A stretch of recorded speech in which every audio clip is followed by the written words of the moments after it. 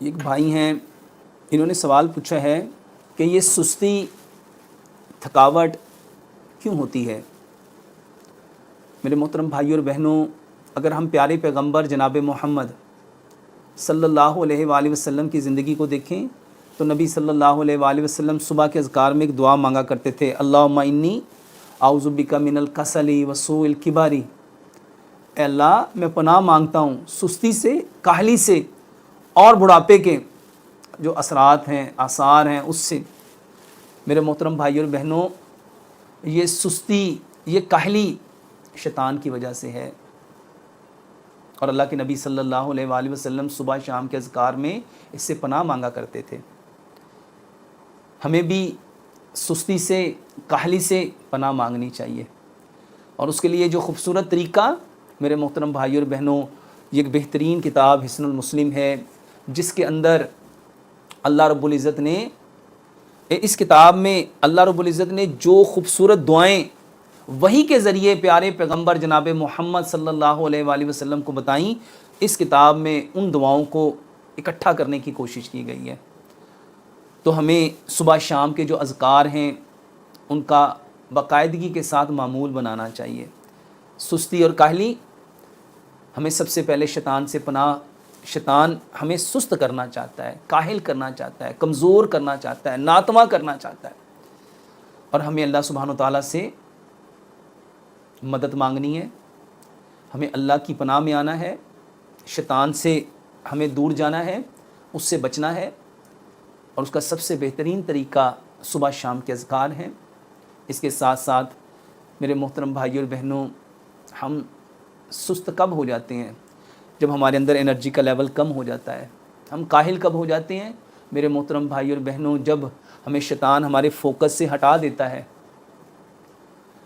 میرے محترم بھائی اور بہنوں، یہ جو غافل کرنا ہے، یہ شیطان کا وار ہے۔ یہ جو ابلیس کی تلبیسیں ہیں، اس میں سے ایک تلبیس ہے غافل کرنا، اور شیطان ہمیں غافل کرنا چاہتا ہے۔ اور آج کتنے لوگ ہیں جو سب سے پہلے اپنی زندگی سے غافل ہیں کہ ہماری زندگی کا مقصد کیا ہے۔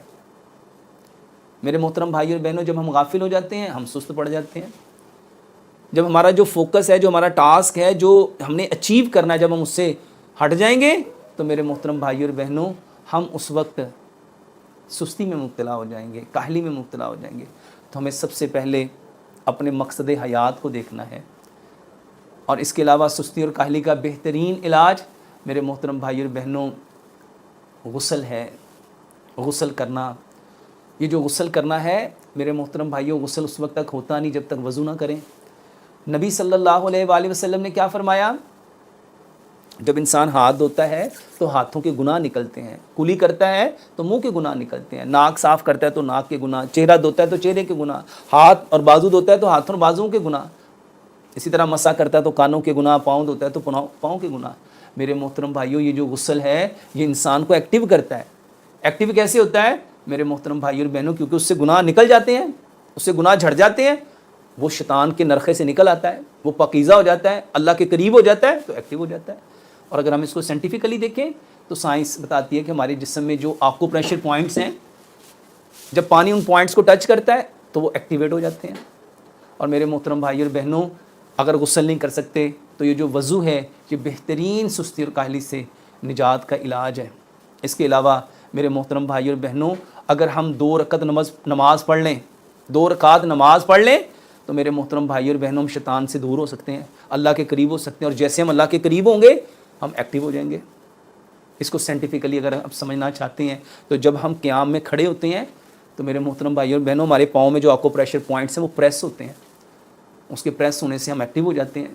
جب ہم ہاتھوں کو اٹھاتے ہیں، فورس آف گریوٹی کے اکارڈنگ جب ہم سجدہ کرتے ہیں، رکوع کرتے ہیں، تو اس سے ہم ایکٹیو ہوتے ہیں، حشاش بشاش ہوتے ہیں، اور سب سے بڑی بات، ہم اپنے رب کے قریب ہوتے ہیں۔ جب ہم اپنے رب کے قریب آ جاتے ہیں تو میرے محترم بھائی اور بہنوں، ہم صحت مند ہو جاتے ہیں، تنومند ہو جاتے ہیں۔